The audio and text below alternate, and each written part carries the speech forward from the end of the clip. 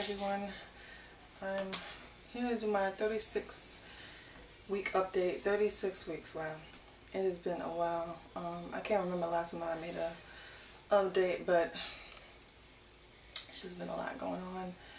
And just a lot of me relaxing when my husband is home and stuff like that. So, but I am here down to my, the final stretch, so, and I go to my doctor's appointment once a week now. Today was my first, at 36 weeks I start going once a week, so from 36 weeks on, I go every week, so today was my first one, and then I go next week again. So I thought I should probably just do my videos now, since once a week, every time I get my appointment. Just keep you guys updated what's going on. Alright, let me talk about the obvious first. My hair, I don't know if you can see too good, I'm so far back, but maybe I should sit closer. But my hair is still short. If you can see, it's actually much shorter than when I first got it cut and showed you guys. What happened was, when I'm pregnant, my hair grows really fast. So it was growing out fast, and I wanted to get it cut down again, so when I go in the hospital I don't got to worry about it too much. So I told my husband to give me a cut again, and I'm thinking he's going to cut it to the length I had it cut. He cut it for me when I first, let me sit back on the bed. I'm trying to get close to the camera, but I can't. But anyway, I think he's going to cut it down to the length I had it when he first cut it for me, but he didn't. He actually cut it shorter. And I think he made a mistake with the guards, because I think he had the guard on that he usually uses on his head and the boy's head, and he forgot to switch it out. So he used the same guard he used for their hair. So that's why it's so much shorter now. But he actually really likes it. He said he loves it at this length. He likes how short it is, and he likes how it looks on me. And he said all I need is some waves now. So yeah, it's starting to grow on me. It's nice, very easy to deal with. All I do is wash it, put some moisturizer. I used to, when it was a little bit longer and it could actually curl up because it was long enough to curl, I would put moisturizer and gel on it. But now that it's so short, I use a pomade on it and just brush it down. But anyway, about the pregnancy, like I said, I am 36 weeks now. Today is Wednesday, November 5th, I believe. I probably won't get this video up until tomorrow on Thursday, so that's when you'll probably be seeing this one. Yeah, so I've been having discomfort since Monday, since 8 p.m. Monday. I was on the phone with my mom.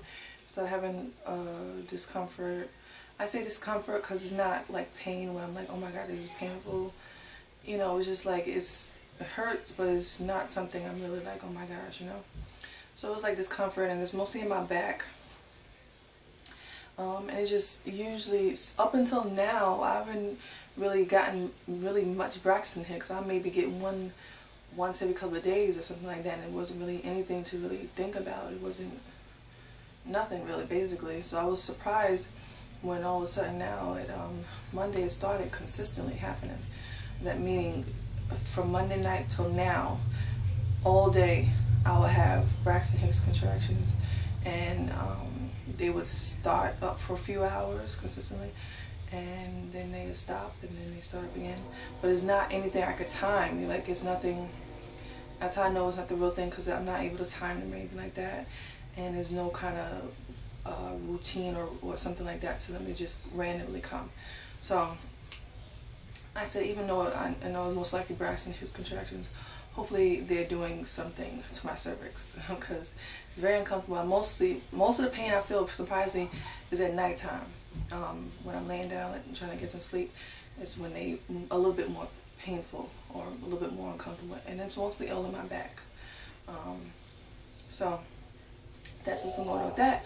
So I was very excited to go to my doctor's appointment today to see what is going on, because today is my first day of getting checked. So, excuse me, I keep burping. So, and I also got my another ultrasound today. So I've got my ultrasound done first, and what they wanted the ultrasound for was to check her weight and to check the fluids around her. And so I got that done. I got to see her a little bit of, at this stage now, she's so big, the screen is just like very blurry. You could barely see much of anything, but you can make out like a profile and legs and arms and stuff like that. You can make that out. So I was able to see that, and I was able to see that she's laying on her side, and then the lady told me, where her feet was at, and I'll show you guys exactly what position she's in when I show you guys my stomach at the end of this video. So I got that, and then when I went to my doctor, she gave me the results of the ultrasound. She said that today, at 36 weeks, this baby is a whopping 6 pounds, is measuring 6 pounds 11 ounces. So that is big for 36 weeks. I was very surprised when she told me that. I was like, I knew this girl was big because she feels heavy, but I wasn't sure. But she said, yeah, that's big for 36 weeks, so she can come at any time. Hassan and Corbin, were born at 36 weeks. They were twins. They were born now. I was 36 weeks pregnant and they were born. And Corbin was 6 pounds. Go somewhere, I'm doing something! More hamburgers. No more, there's no more hamburgers. Daddy, can you get more hamburgers like I came with Daddy? Well, go to Daddy, leave me alone. So, yeah, Corbin, he was 6 pounds and some ounces. I forgot how many ounces when he was born at 36 weeks. So it looked like this little girl's following his footsteps. So that means if I go all the way to 40 weeks or beyond 40 weeks, that means she'll be like 9 or 10 pounds. And I am not wanting to do that. All my other singleton pregnancies, they were all 7 pounds, 13 ounces. No bigger than that. Well, Malia, she was like 7 pounds, 14 ounces. So, yeah. So then I did the strep test today. She swabbed me for the strep test, and I get the results back in a few days for that. With my last pregnancy with the twins, I did not have strep. So I'm hoping that I don't have it again this time. I've had it maybe once or twice in 1 or 2 other pregnancies. So it can be either or. I don't know. But hopefully I don't have it again like I did last time. Because it's not like it's not a big deal anyway, but my whole thing now is I want to do it mostly natural, and I want to move around as much as I can. That's another thing me and her talked about today in my OB.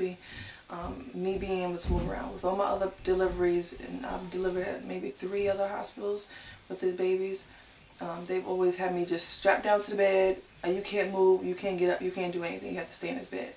And I wasn't able to do anything, and I'm like, I've seen other people being able to walk around the hospital and stuff like that. Why am I always having to be the one staying in bed? Why do I have to be restricted to the bed? So it just really always irked me. So she said she will allow me to get up, move around, do whatever I want to do, as long as I don't have Pitocin, as long as I'm not on Pitocin, and as long as the baby's heart is not irregular or something like that, something going wrong with the heart. As long as that is okay, and as long as I don't have epidural, which I don't plan on getting anyway. But those 3 things, as long as I don't have those 3 things, then she said I could walk around, move around as much as I want. So as far as the strep thing, if I do have strep, I would have to get antibiotics, which is basically an IV, little small IV bag, and I would have to sit in the bed to get that, to receive that. But once that is done, I can get up again and do, move around. And then I also asked her, do the hospital have a labor, like a tub I can labor in? She says she thinks the hospital has like maybe two rooms with tubs in them. Because when I delivered the twins, the room I was in didn't have a tub. So she said she thinks it has like 2 rooms with tubs in them. And what I would do when I come in is request the room with the tub, and they would just see if that room is available. And I can only get it if it's available. Nobody's in there already, then I can get it. So it's basically like a drawer, luck of the drawer thing. So I'm praying that one of those rooms are available, and she said she will allow me to labor in the tub, but I can't, of course, I can't deliver in the tub, but I can labor in there for pain management. Use the word as pain management. She said that's fine with her. Yeah, and then so she checked me for dilation, and she said I am 1 centimeter dilated. That was it. I was so discouraged. I'm like, I'm going through all this discomfort and stuff like that, thinking like maybe I'm at least 2 or 3, but nope, I'm only 1. And she said her head is still pretty kind of high. Like she said she has to like really push up there to feel the head. So it's not like down and engaged yet. So she said she thinks I still have some time to go. Hopefully not too much longer, but she could tell I was like getting kind of upset after she gave me that news. She said, don't be discouraged. She said, just because you're 1 right now doesn't mean you can just go into labor tonight, you know. You can go into labor anytime, especially with this being your 6th child. It can happen really quickly for you at any time, so don't be discouraged. So yeah, that's what's going on with that. So I keep my mom updated with the news. She's in she lives 6 hours away from us, and she was thinking she's gonna come down tonight. She's thinking like, you know, it was time, but I told her just to wait. And when I gave her the news, I told her I'm only 1 centimeter dilated, and then she said she still wants to come down because my husband is still working. So she's gonna come down tomorrow, leave tomorrow, and come down here and be with me until the baby comes. So she'll be home with me while my husband's working, just in case anything happens while he's at work or whatever. So that's good. Yeah, and I have another video to do. I actually have something for little baby girl over there, Ladybug as we call her now. I just came up with that nickname for her because lately we've been having like a lot of ladybugs in this house. I don't know where they're coming from, but in my kitchen alone, like yesterday, it was like 1 of them, and then all of a sudden I come in there again, it was like 5 or 6 of them just swarming around the light in there. I was like, where are these ladybugs coming from? And then I go upstairs today to fix my makeup or whatever, and there's another ladybug above the mirror. And then when I'm coming home today, there's a ladybug on the window of the car. I'm like, why are these ladybugs everywhere around me? And my husband was like, maybe it's representing the baby or whatever like that. I was like, oh, that's what we should call her. That would be her nickname, Ladybug. So that's her new nickname. I think it's cute. But anyway, after this video, I'm gonna upload I'm gonna make the video talking about what I have packed for her in her hospital bag or her diaper bag. I don't think I'm gonna do mine because, you know, it's basic, you know, clothes and stuff like that. But if you want me to do my bag as well, what's in my hospital bag, just let me know down below and I'll do it if I have time, if nothing happens between now and whenever I get around to doing it, or if y'all say you want to see it. But right after this video, I'm going to record the video for her diaper bag so you can see what I have packed for her. And that'll be it. And then I'll just keep updating you guys every week after my appointments so you can see how I'm progressing or whatever. So yeah, I'm just showing you guys my stomach and I'll be done.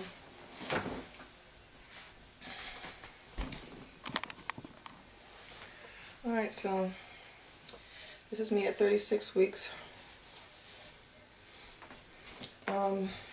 So according to my ultrasound, her head is down here, and then her body is this way up here, her butt is up here, and then her legs stretch across all the way over here. So her legs like stretching out here. And then when the ultrasound, she showed me she's laying on her side. So how you would look laying on that side with your 2 legs together and stuff like that.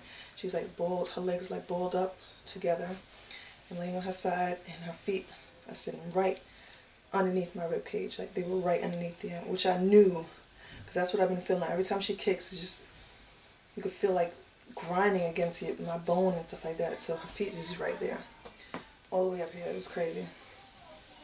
Her little bum right here, body, and then head. So she was laying on her side. I thought that she was going to be back to back to me with her back facing my back, because I'm having so much like back contraction or Braxton Hicks contractions.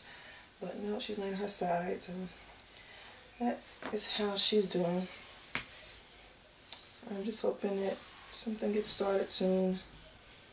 I'm so ready to have her, and I know she'll be okay, because like I said, the twins were born at 36 weeks. They had absolutely no problems, no breathing problems. They were perfectly healthy. They were allowed to stay in my room with me. They were allowed to stay in the room with me the entire time, and came home with me 2 days later. There was nothing wrong with them. So the doctor also said that she can come in anytime with no problem. So cross your fingers. Hopefully it happens sooner rather than later, especially if she's going to keep growing like she is, because she's 6 pounds 11 ounces, but I actually got weighed today, and I actually lost 2 pounds or 3 pounds from my last appointment 2 weeks ago. So I'm losing weight, but she's gaining weight. So yeah, I think that's it. So look out for the follow-up video of what's in her diaper bag for the hospital. I'll see you guys next week. Bye. I almost forgot to show you guys my newest baby bag for her, and it is just, as you can see, it's Pack and Play. You can see from Mobile, it's Alice in Wonderland theme Pack and Play. I love the print on it, it's so pretty.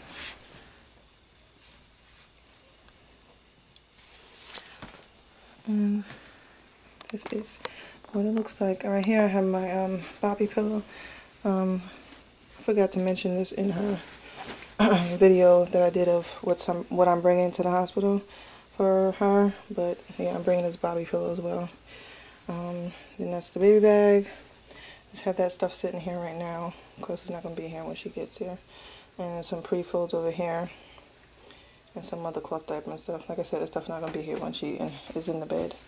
Just right now. And this is a changing area. I love it. Here I have another one of the what's in my baby's hospital bag. I am bringing a changing pad, but I have another one. The one I'm bringing is I think Thirsty's brand. This one's an itty bitty brand. I just have this laid here because at the bottom of this is just very, you know, kind of rough material. I don't want to just lay her on that. So what I did is I put down a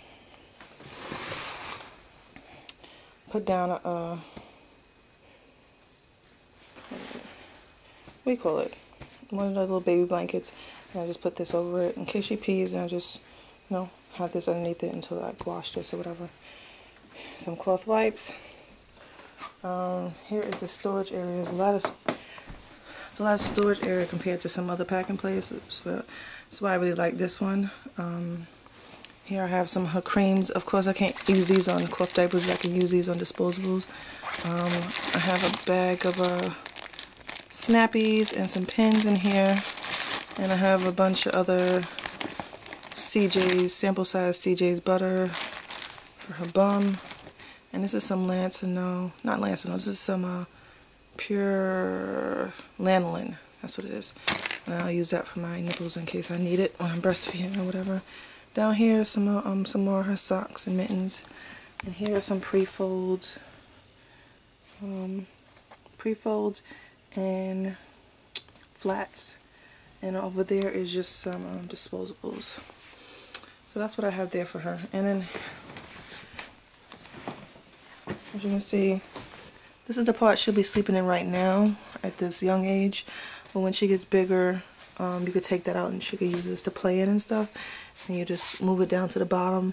So, but for right now, I just use the bottom as some more storage for some more diapers that are too big to fit her right now.